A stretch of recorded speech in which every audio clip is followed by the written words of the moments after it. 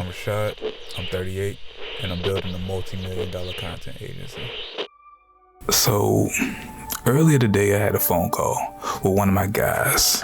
One of my guys I look to for creative advice, who kind of, looks at all my content. Shout out to my guy Long.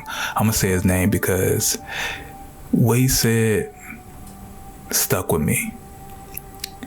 And it stuck with me in a negative way. And I know he said it completely out of love, but he said pretty much when he looks at my videos, it's similar to CarMax, where when you go there, you can get a little bit of everything. And it stood out because I look at CarMax as like very low value. It's not like a Ferrari dealership or a Bentley dealership. It's CarMax. You go there when you can't afford or you don't have the credit to go anywhere else. And ever since me and him had that conversation, I've kind of been spiraling. I've been thinking.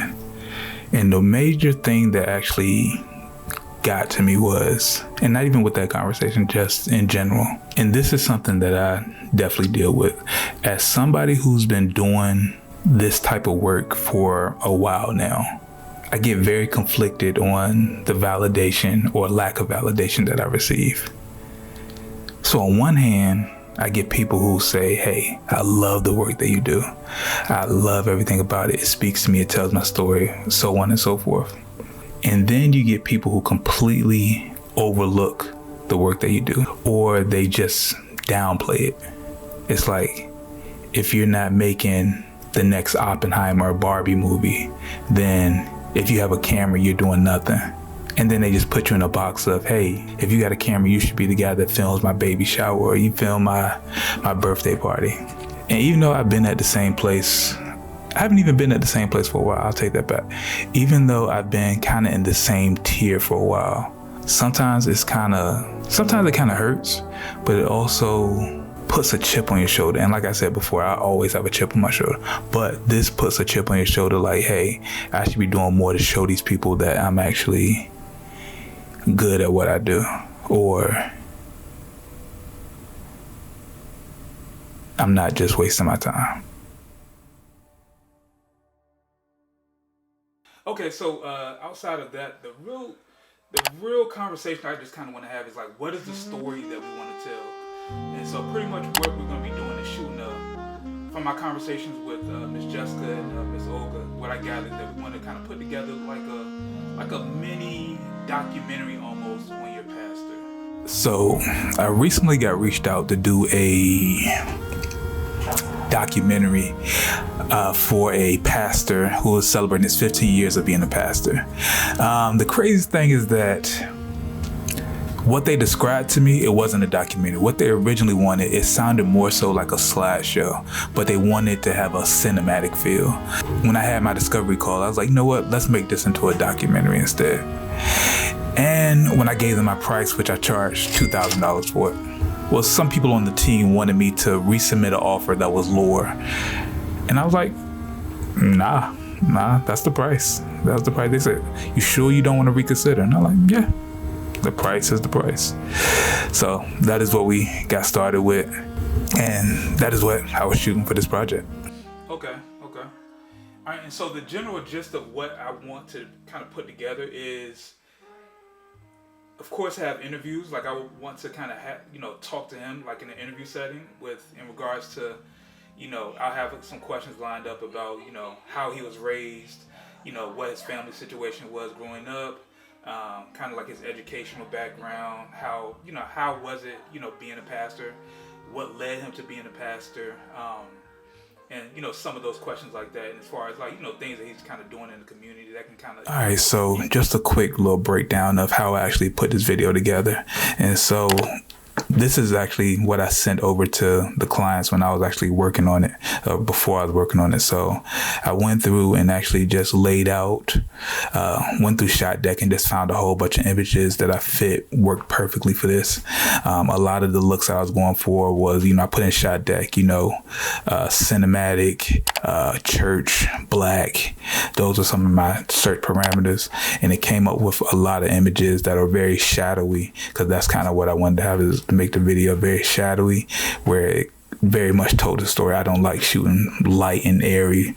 I like very much contrast. I like shadows. I like all of that. So, and then one of the last things that I did, or actually this is probably the first thing that I did, is while I was actually having my initial meeting with the clients, while they were kind of talking, I just started to write out the flow for the video. This has actually helped me out a lot as well.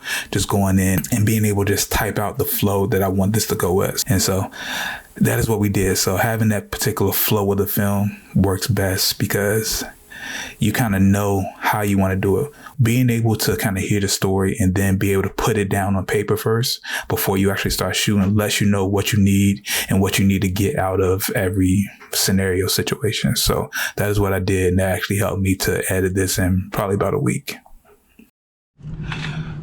All right, so I just pulled up at the church that I'm actually doing some work for, the Zion Baptist Church in Portsmouth. So what we're doing today is coming in here to kind of scout the location because we're doing a shoot next week. So yeah, we're just doing some scouting. We're just gonna see what are the areas that we can shoot at, and just so I can have a visual for my project layout document as far as shots for interviews, profile shots, and really just scenery shots overall that we're going to be getting. So one thing that I definitely like doing is just scouting spots beforehand, just so I know exactly what I'm working with, what the lighting looks like. And sometimes I think I know what a spot looks like, maybe because I've been there maybe years ago, but once I'm actually there now, it looks completely different. So this is perfect for stuff like that. So things that I look for when I'm actually scouting the location is places that we can actually do interviews at, places that I can use for B-roll, and really just lighting of the overall venue. Like I said, for this particular project, I did a lot of interviews, so I wanted to see what actually would look good on camera, as well as if I want to get actual shots, what are some of the things that I actually need to focus on or kind of push people to. So for shooting this project, we shot it on 3 separate days. The first day, I actually shot it with about 5 to 6 people, and they were just giving interviews and just kind of seeing how great the pastor was. I asked them about 4 to 5 questions, but I really only used 1 question for the final video. The second day was more so about the pastor. So we shot him in 2 locations. We shot in his office as well as the sanctuary, and then we got some B-roll of him in the building as well as him in the first location of the church. So both of those were pretty good. And then the third was actually doing service, where I could show him actually preaching, as well as people in the church, people interacting with people, and really just showcasing all the parts of what it is that he do. So it came across as a success in doing that.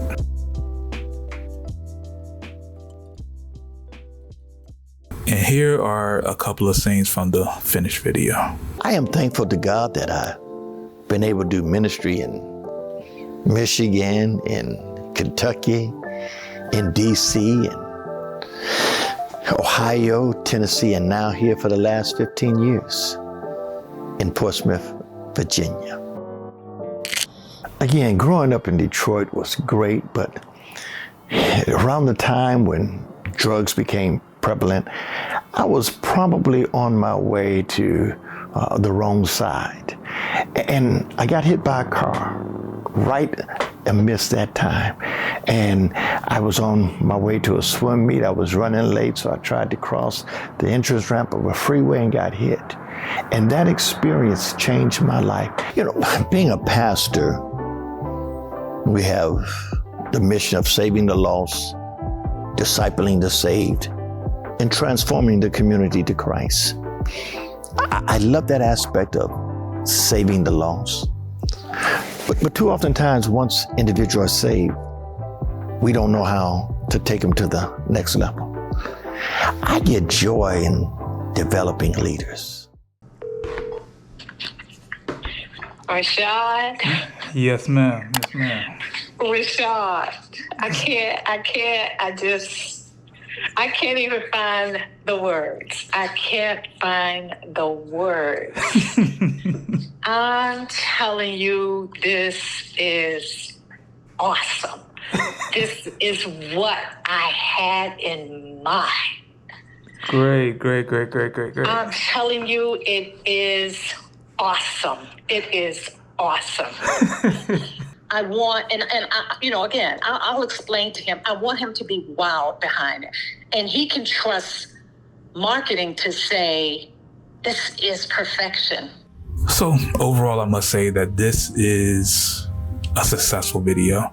I love when I get to work on projects like this because I can really take my time and really exceed the expectations of the people who I'm working with. And I feel like that's what I was able to do here. So we produced a 20-minute video that they actually showed in church and people loved it, but I was able to really add a cinematic twist to it. And I used the shot deck to really help me with coming up with the right scenes for it, coming up with the right look for it, and really just taking a project that was supposed to probably be basic or very meh into something that I can really hold my head on and really use as a portfolio piece for myself, as well as just something that I actually just like putting together. So yeah, thank you for watching this video. If you took something away from this, let me know what you took away from it in the comments. If you're part of the 87% of these that actually watch these videos but are not subscribed, then make sure you subscribe to this as well. So that's pretty much it. So once again, I'm Shad, I'm 38, and I'm building a multi-million-dollar content agency. Follow along above the behind the scenes of this journey.